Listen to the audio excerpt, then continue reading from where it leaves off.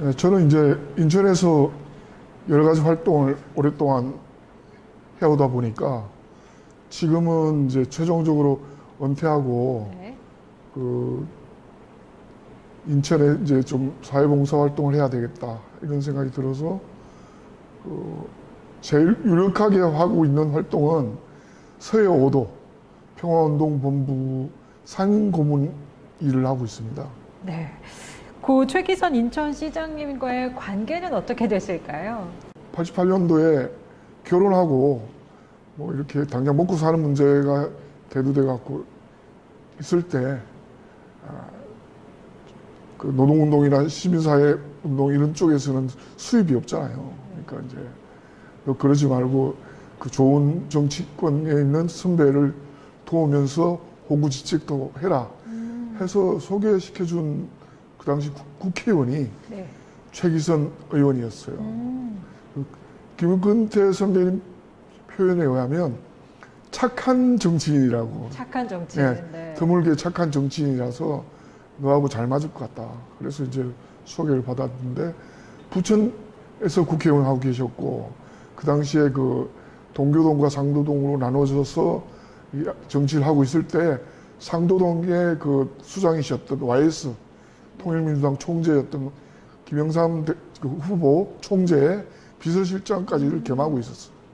그래서 그때 비서로 들어간 게 인연이 돼서 나중에 뭐 오랜 여러 가지 역전을 거치고 인천시장 마무리할 때까지 한 그 25년을 같이 정치 참모로 활동을 했어. 굉장히 오랫동안 함께 네, 하셨네요. 네. 그래서 최기선 시장님의 회고록을 제가 보니까요. 정말 인천을 위해서 많은 일을 하셨더라고요. 네. 그래서 그중에 뭐 트라이포드 전략과 함께 친환경적인 도시를 위해서 인천대공원이라든지 중앙공원을 조성한 일, 또 세종국제공항으로 불릴 뻔한 인천국제공항의 브랜드를 정말 과감하게, 그렇죠, 뚝심 있게 추진했던 일이 인상적이었는데 최기선 시장님은 어떤 인천을 꿈꾸셨었나요? 두 가지 측면입니다. 그 당시 그 시정 캐치프레이즈가 깨끗한 인천을 만듭시다. 그 다음에 인천의 자존심을 세웁시다. 그게 이제 두 가지 모토였거든요. 그래서 관선으로 와서는 그 관선시장 시절에서는 주로 이제 이 도시에 자존심을 세워야 되겠다. 그래서 그 당시 이제 인천의 3대 현안이 뭐였냐면 요새로 치면 적폐였죠. 근데 그 당시는 이제 3대 현안으로 정리를 했는데 그게 뭐냐면 그 교육 현안, 선인학원 문제, 그 다음에 의료 독과점, 길병원이 모든 의료를 독과점하고 뭐 다른 종합병원이라든지 또 의과대학이라든지 이런 것들을 못 들어오게 이렇게 막고 있었다고 시민들이 그렇게 인식하고 있었고, 그 다음에 이제 그 물류, 항만 물류 쪽에서 너무 어떤 특정한 세력들이 독과점을 유지하고 있어서 그게 인천의 어떤 발전에 장애가 된다. 이렇게 해서 그 당시 이제 정의를 할 때 3대 현안, 인천의 10대 과제, 100대 실천 세부 과제 이렇게 정리해서 시행을 하게 됐고, 그리고 관선 시절에는 주로 인천 시민들의 자존심을 좀 세우는 일을 해야 된다. 그 연장선에서 이제 모든 일들이 벌어졌죠. 그래서 시민들의 자존심. 그게 이제 백인접이라는 사람이 박정희의 백을 믿고 인천에 와서 전행을 저지르고, 또 어떤 그 길병원의 어떤 분은 또 정치권의 어떤 배경을 통해서 거의 의료의 독과점을 형성하고 있었고, 또 그 항만 쪽에는 뭐 항운 노조라든지 또 그 모래 3사라든지 이런 사람들이 그쪽의 물류를 독점하고 어떤 지역의 시민들의 어떤 자존심을 긁는 현안으로 봤어요. 그래서 그걸 해결하는 게 어떤 시민들의 자존심을 살리는 길이다 이렇게 생각하고 이제 했고, 그 이후에 이제 뭐 어떤 인천 방송 민방, 원래 수도권에 있어서 민방이 불가능한데도 불구하고, 그리고 그 당시에 MBC나 뭐 이런 공중파 3사의 반발을 극복하고 민방을 유치할 수 있었던 것도 바로 그런 인천에 뭔가 어떤 인천의 여론을 형성할 수 있는 방송이 필요하다 이런 것도 하고 그다음에 그때 또 인천공항도 아니 엄연히 인천에 있는 공항인데 뭐 서울공항이니 세종공항이니 뭐 이렇게 해서 그 영종도를 서울시의 뭐 직할 공항으로 하자 이런 논의들이 그 당시에 있었거든요. 그래서 그건 절대 안 된다. 그래서 이제 그때 했던 게 100만인 서명운동을 2번 했어요. 그게 바로 인천 민방 할 때 하고 인천공항 명칭 문제. 그거 할 때 유일하게 이제 인천 100만인 서명운동을 해서 그걸로 이제 투쟁을 시민들의 어떤 의지를 모아내는 과정을 겪었고 그 다음에 이제 민선 1기 때는 캐치프레이즈가 깨끗한 인천을 만듭시다. 깨끗한 인천. 그래서 이제 왜냐하면 도시가 너무 우중충해.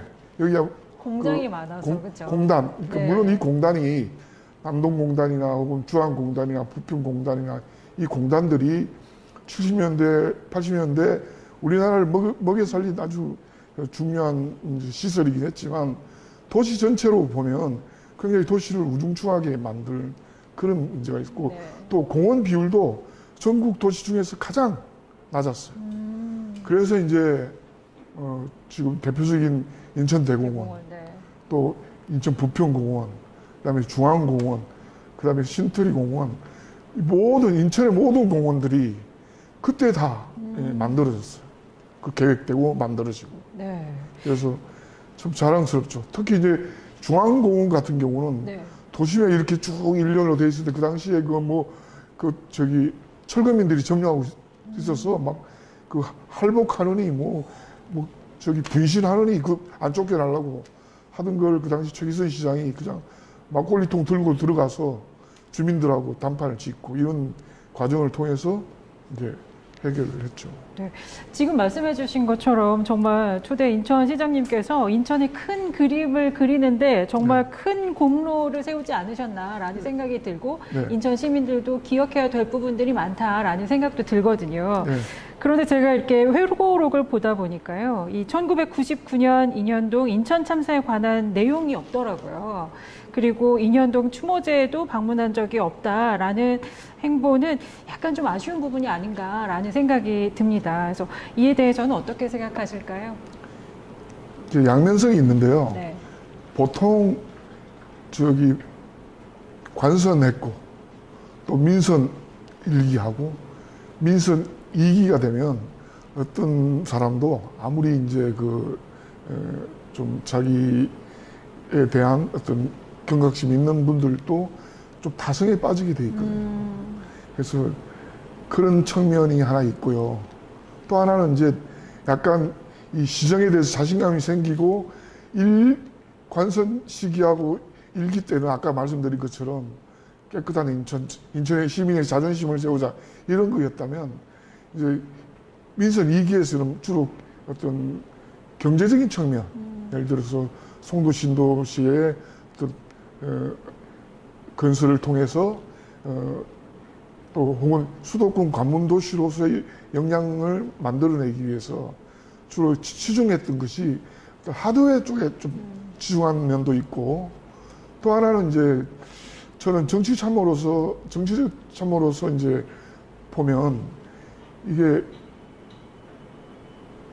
김영삼 대통령 시절이 문민정부가 끝나고 이제 김대중 정부 시절이 들어오면서 이제 민선 2기가 시작이 됐거든요. 그때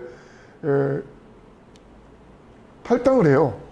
민선 2기 앞두고 1기 말에 탈당을 해서 민주당으로 가려고 탈당을 했는데 그 당시 DJP 연합이다 보니까 갑자기 JP하고 DJ가 만나가지고 임창열 그 당시 경기도지사하고 최기선 인천시장이었는데 원래 임창열 씨가 자민련이었고 우리가 민주당 가는 걸로 돼 있었는데 갑자기 바꾼 거예요. JP가 우리 자민련에도 최기선 같은 좀 개혁적인 인물이 필요하고 또 당신 그 DJ의 민주당에는 어떤 경제를 좀 아는 임창열 같은 사람이 좀 있어야 좀 시너지가 생기지 않겠냐.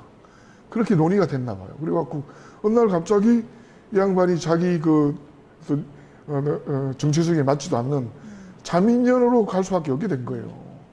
그러면서 어떤 의미에서는 정치적으로 어떤 실망이 매우 컸죠. 네. 자기는 이제 원래 자기의 어떤 정체성에 맞는 개혁 정치 세력으로 합류하려고 탈당을 했는데 갑자기 자민련으로 가라니까 그 당시 민자당보다 훨씬 더 그 보수적인 그리고 좀 퇴행적인 자민련으로 가게 됨으로써 사실상 정치적인 측면에서는 한번 꺾였죠. 그러면서 정무적인 그런 어떤 열정이 식은 측면이 있어요. 그래서 한편에서는 그런 측면과 한편에서는 타성 또 어떤 경제적인 하드웨어를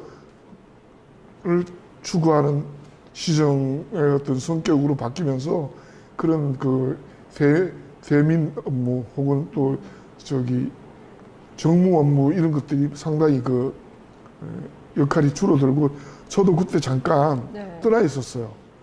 저 이제 더 이상 이 양반의 어떤 정무적인 일을 하는데 저도 한계를 느껴서 잠깐 떠나 있었을 때 그때 이제 사고가 났어요. 나가지고 했는데 그때는 아마 그냥 일반직 공무원들이 그 업무를 거의 다 대처한 걸로 저는 그렇게 기억하고 있습니다. 굉장히 안타까우셨어요. 안타깝죠. 네. 사실은 만약 관선 시기나 민선 1기였다면 전혀 다르게 대응했을 텐데 하는 그런 마음이 있어요. 왜냐하면 관선 시절에 민선 1기 때 가장 대표적이었던 게 뭐냐면 제가 와서 시장님 여기 와 보니까 노총회관도 있고 예총회관도 있는데 왜 민노총회관도 안 만들어주고 민예총도 회관이 없느냐 그렇게 얘기했더니 좋다 해서 우리가 민노총회관을 만들어줬거든요.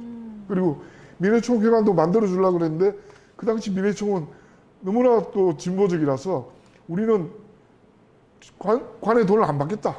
거부를 했어요. 그 당시. 그런 어떤 그 분위기였다면 아마 인현동 사건에 대한 대처가 좀 더 달라지지 않았을까 하는 그런 안타까움이 있죠. 네.